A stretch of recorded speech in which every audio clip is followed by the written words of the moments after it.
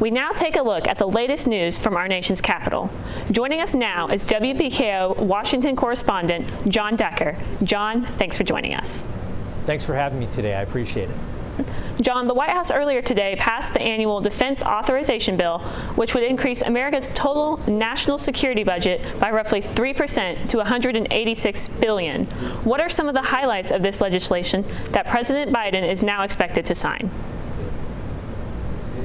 This is a massive bill. It funds the entire Pentagon budget, including in this bill 5.2% pay raise for every service member. That's a record in terms of a percentage pay raise for members of the military. It also includes $800 million in funding for Ukraine. It also prevents any president unilaterally from removing the United States from NATO. They would need to get congressional authorization to do that. So those are some of the elements contained in this massive bill that funds the entire Defense Department.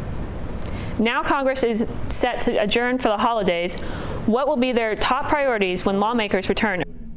The big target date when Congress returns in early January is January the 19th. That's when funding for half of the federal government actually runs out. So there'll be an effort to make certain that there is not a partial government shutdown. The other big issue for Congress is trying to pass that security bill that provides additional military funding for Ukraine and also Israel. It seems as if that won't get done by the end of this year. John, has there been any progress in talks aimed at providing additional military funding for Ukraine and Israel? There has been some progress. We are getting that from the White House. We're also getting that from Senate negotiators who are trying to work out a compromise with Republicans. Among the issues that are being discussed, in which there seems to be some level of agreement, creating a new expulsion power at the border. That's something that Republicans want.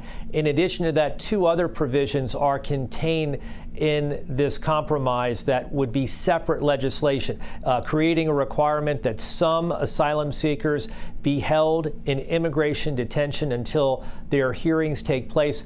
And the other element is sharply curtailing humanitarian parole. That type of parole has existed specifically for individuals coming from places like Afghanistan and Ukraine. So progress being made, both sides acknowledging that. And if indeed a bill can emerge out of the Senate, you'd still need to get that to be passed in the House of Representatives, get it to President Biden's desk for his signature. But there seems to be some optimism that things are moving in the right direction.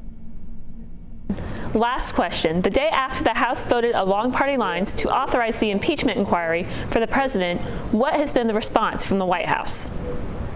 President Biden, what has been... Well, there's been no response yet from President Biden himself on camera reacting to this House impeachment inquiry being launched just yesterday. There was a statement that was put out in President Biden's name. That statement indicates two things.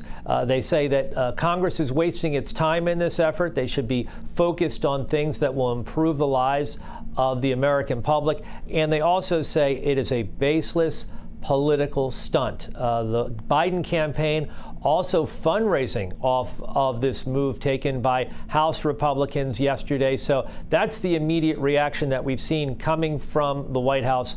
We should see a statement being made by the president perhaps sometime in the next day. WBKO's Washington correspondent John Decker, thank you for joining us tonight. Thanks so much for having me. I appreciate it.